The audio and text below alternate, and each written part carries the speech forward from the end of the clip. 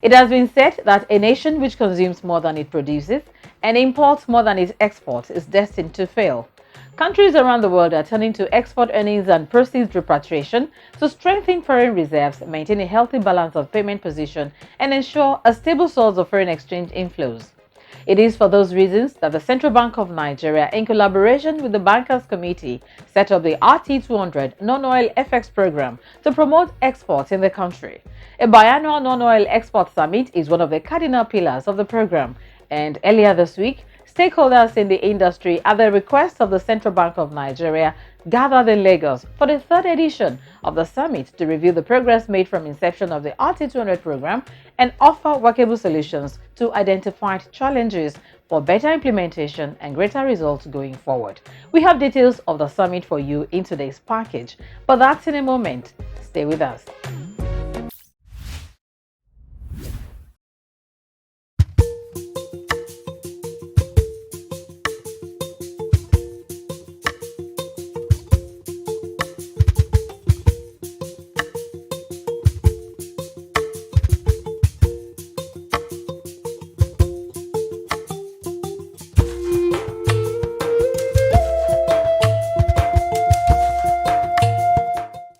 The third edition of the biannual RT200 non-oil export summit held on Tuesday, May the 9th, at the Lagos Continental Hotel, Victoria Island, Lagos.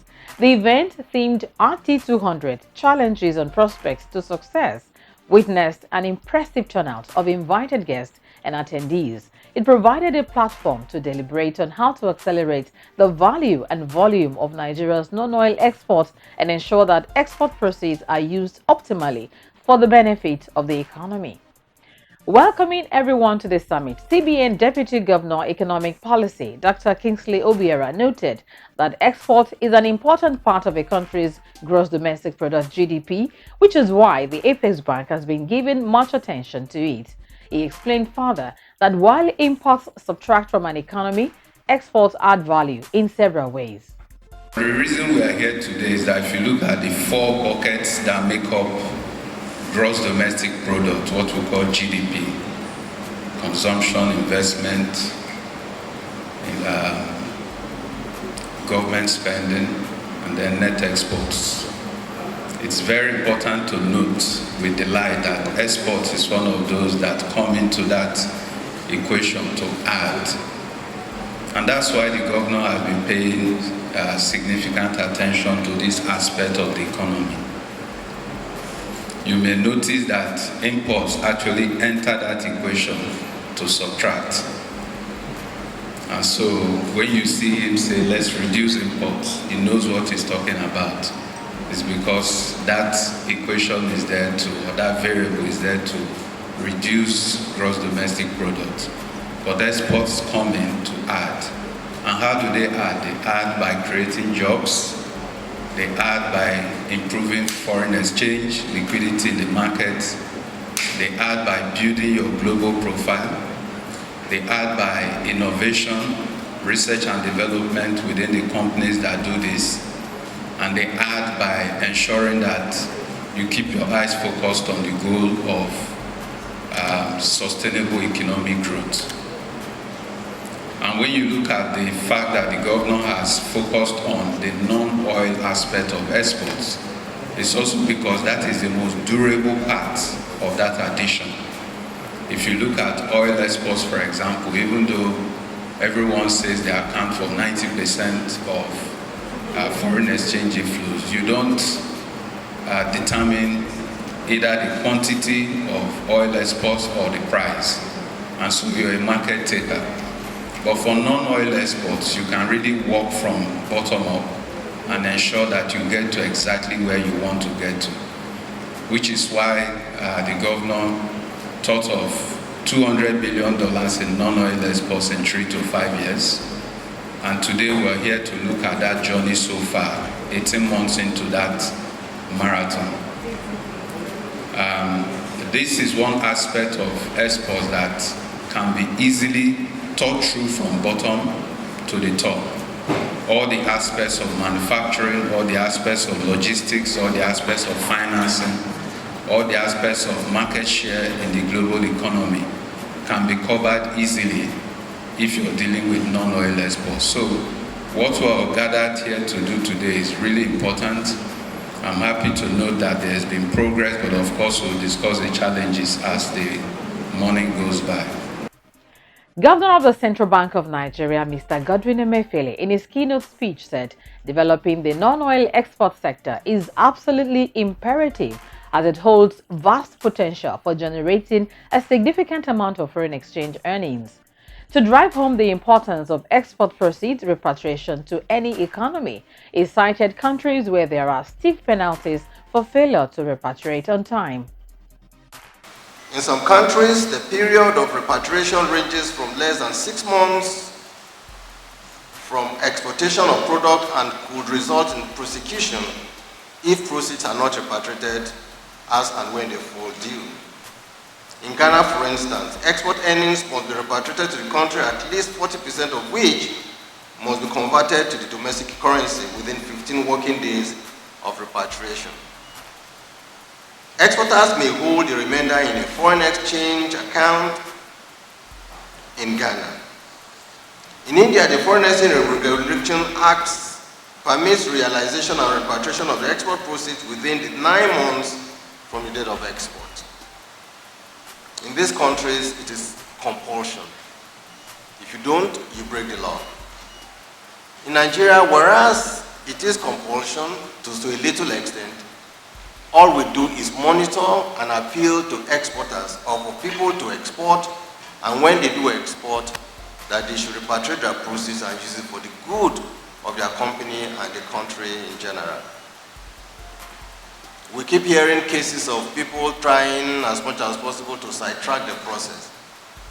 And all I can do now is to continue to appeal to those of us who believe that we want to do export without documentation to please try as much as possible to desist from this practice. We will continue to engage customs. We will continue to engage Nigerian Ports Authority. And we will continue to engage the shipping line or shipping agents to ensure that we nip in the bud the incidents of exporting without documentation. What you do is that you hurt the export earning potentials of the country when you do this. About 3 years ago, when I held a meeting at the Central Bank of Nigeria, Lagos, with the shipping lines, I had said that the Central Bank will be beaming some searchlights on undocumented exports. And we had advised the shipping lines at that meeting that we would also be monitoring, and if we find that the export cargoes without documentation, that we will penalize them, including placing their accounts on PND, post-no debit, and I'm sure we all know what post-no debit means. We have so far not done anything like that, just because we feel that our shipping lines will be responsible to do what is right. But if we do not see the kind of operations that we'll expect, I'd have to insist that we will do what we need to do. For any export to a warehouse established outside India, for instance, with the permission of the Reserve Bank of India, export proceeds can be repatriated within 15 months from the date of shipment. Many countries of the world have these requirements to ensure effective export repatriation back to their countries. The CBN RT200 Naira for Dollar initiative, aimed at encouraging non-oil export proceeds repatriation, has yielded results in just a little over a year since it was started. According to Mr. Emefiele, available data show that repatriation due to the initiative increased by 40% last year. Today, I am happy to note that the RT200 program has made, and I use the word, tremendous progress in export proceeds repatriation since its establishment in February 2022. When we started between February and March, because we were taking quarterly numbers, in February of 2022 and March, it was only 62 million. By the second quarter, which was April to June, it had risen to about 600 million. By the third quarter, July to August or September, it had risen to over 900 million. Available data shows that repatriation due to the program increased by 40% from $3 billion in 2021 to $5.6 billion at the end of 2022. The momentum for 2023 is equally showing strong numbers and impressive prospects. In the first quarter of 2023, a total of $1.7 billion was repatriated to the economy, while about $970 million was sold into the INA window year to date. The balance of the proceeds remained in the export domiciliary account of our exporters. And please note that proceeds that are not sold at the INA window cannot and will not be eligible for our rebate. And I think it's also important that I say that given the tight global financial market condition that we find ourselves today, where sometime last year we saw when rates began to grow aggressively at the global financial market, we saw almost close to about $100 billion outflows from emerging markets back to the United States. Rates have gone high, and there has been tremendous difficulty by emerging markets in their ability to source foreign exchange. I am not sure in the whole of 2022 we saw any, I use the word, significantly successful Eurobond because of the tight financial market. And that is the reason we see this opportunity to continue to appeal that a lot of work still needs to be done for us here in Nigeria, by us here in Nigeria. Lagos State Governor Mr. Babajide Sanwo-Olu, who was represented at the summit by the Commissioner for Economic Planning and Budget, Mr. Samuel Igube, commended the Central Bank of Nigeria for initiating the RT200 program as a critical step towards diversifying the economy and increasing the capacity of the non-oil sector to generate more foreign exchange earnings to boost economic growth and stabilize the economy. He added that the RT200 initiative supports the fact that the country can no longer pay lip service to the issue of diversification and reduction in Nigeria's dependence on fossil fuel as a major source of foreign exchange in the face of emerging realities driven by instability around the world, technology, and increasing desire to transit from fossil fuel to cleaner and more sustainable energy sources. It is most assuring that the Central Bank of Nigeria is demonstrating serious commitment to the success of these initiatives through a range of incentives aimed at encouraging increased activities in the non-oil export sector, as well as repatriation of foreign exchange into the Nigerian economy. It is also encouraging to note that this program, in addition to several other initiatives by the federal government, is yielding the desired result as shown by the recent report of the Nigerian Export Promotion Council, NEPC, indicating that our non-oil exports grew by about 40% in 2022 to $4.82 billion.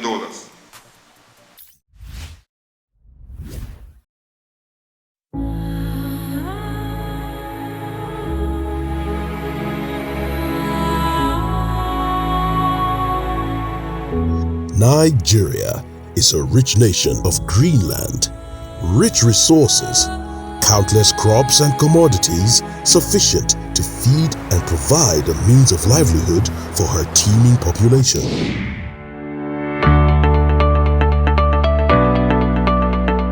Chin up, Nigeria, the giant of Africa.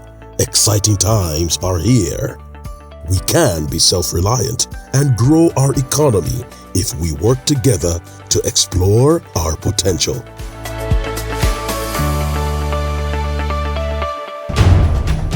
It's takes a whole nation. Let us get involved. Buy Nigerian to grow Nigeria.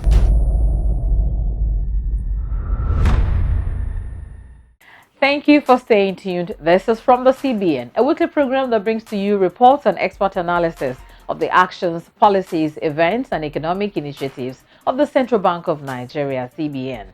The second part of the CBN RT200 Non-Oil Export Summit last Tuesday focused on paper presentations and panel discussions. The first paper presentation was by the Managing Director and Chief Executive of Zenith Bank, Mr. Ebenezer Onyago, who also doubled as the moderator for the first panel discussion. Here are the highlights of his presentation and the first panel discussion. So we were unanimous in identifying the fact that export was the way to go. Even after identifying that export was the way to go, we gave it to CBN, and when they came back and modeled it into RT200, it became a very, very enticing, a very, very encouraging platform for us to unleash the potentials of this country. And today, in the speech of the governor, he has given hope of, from the testimonials, we can see that an economic renaissance has commenced for the country. And this economic renaissance is going to be steadily driven by what we will do and continue to do in the export space. Just like the governor said in his opening remarks, volume of NSP represents the documentation of every export out of the country.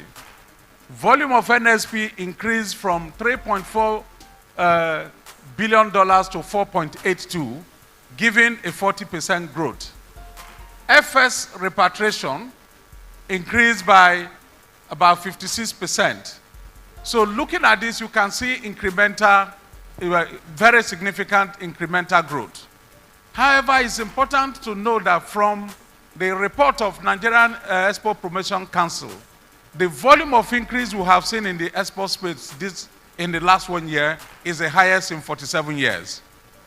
I thought we should give some applause to this. Let's look at how far we've achieved.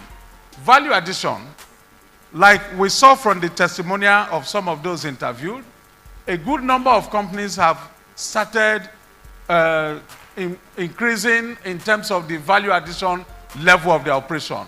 I can speak to the fact that cocoa, cashew, soybean, etc. are one of the top items where we are seeing very reasonable value addition. Then there's also been significant increase in the export of aluminum, lead, and copper ingots, metal, and all that. But the remarks I have here is that we need to look at the infrastructural requirement for value addition. Value addition talks about processing. It's operational. So you don't just wake up and say you want to do value addition. You need to make some investment into it. Then the capacity and experience to sustain this objective is also something we need to look at. So maybe when we start looking at areas of the advocacy, we may look at how to remodel the advocacy to create awareness and see how we create partnership with institutions and organizations that have experiences outside the country that we can attract to come in here. Well, panelists, I welcome you all. Let me begin with Mr.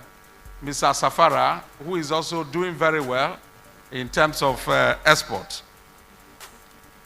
Now, Mr. Safara, what are your thoughts on what is required to have relevant stakeholder engagement for the creation of dedicated non-oil export terminal?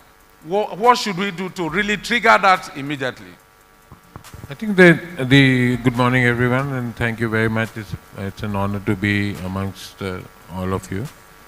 Of course, the export terminal and the blockages at the port have been a source of consistent problem. As a company ourselves, we diversified our export terminal or the output from Lagos to Port Harcourt. So now we are working with 2 ports, but that of course becomes very expensive. We have to find the right logistics means. There are tracking systems, there are different ways that we can discipline the entry and the exit to the port. So I think a lot more work has to be done there. The Lekki deep sea fort has been commissioned. And of course, it's a journey. The infrastructure projects don't happen overnight. So I think there's a lot more work which has to be done in making it more accessible, more viable. The dry ports which you had mentioned, there we have to get more of those. The railway network, of course, the government has been working on. There were attempts to do that, to bring containers to the port when it was really congested. There were other options for using barges. So I think from that point of view, the private sector, the public sector has made many attempts to ensure that the throughput increases. So I guess it will still be work in progress, and we have to make more efforts to get it done. Neka, let's also look at funding. What has been your experience in lending to participants in the non-oil sector? Okay, thank you very much. I'm very glad to be here. Our experience has been quite good, I would say, even though this is a very risky sector to lend to. But I think as a bank, Fidelity, we're very deliberate about our approach. We first started with trying to build the capacity of our exporters. I'm sure you're aware we've run the export management program for over 6 years now, and it has thrown out about 60 graduates, and most of them are very experienced now. And we are happy to announce that we have many big exporters that we trained. And with that expertise, we also built structured facilities that made sure that it de-risked the sector. So what our experience here is very good, and so far we don't have MPLs on it. And we went further to ensure that we tried also to help with the other side of it, which is market access. Like you well know, we held our FITCC last year, and the essence of that was that we had seen that our exporters, some of them needed help to be helped with the importers on the other side. And we also had quality issues. People export things to the UK, and then they get sent back to them, and they lose money. So we made sure that we held the FITC, and the essence was to get the regulators and the quality control people from the UK government to come to our expo and explain to our exporters. We went with about 100 exporters, and it was a memorable experience. So we intend to continue to do that to various parts of the world to help, because if the market access is not there, then there's nobody to sell to. So we are trying to play on all the sides of the export initiative, and we're making a success out of it. Thank you.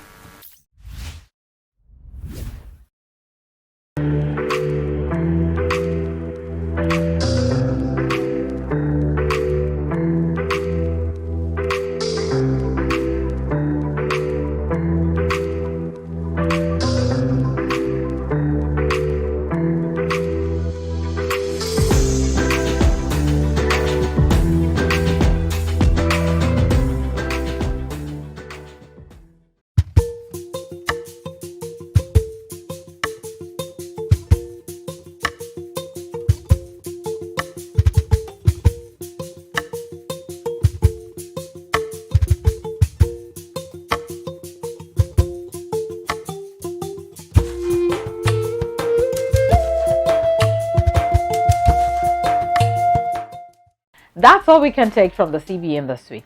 Be careful not to fall for any fraudulent recruitment portal or loan schemes advertisements purportedly from the Central Bank of Nigeria. Get your information from trusted sources always. Report unresolved banking issues to the CBN Consumer Protection Department using the email cpd@cbn.gov.ng. Attach relevant documents. Call the CBN contact center on the phone line +234 700 2255 226. Local call rates may apply. Write to us through the email address fromthecbn@gmail.com. Follow us on Facebook, YouTube, Instagram, and Twitter for updates and to watch up-to-date episodes of the program. We invite you to join us again next time. I am William Isidada. Stay safe and bye for now.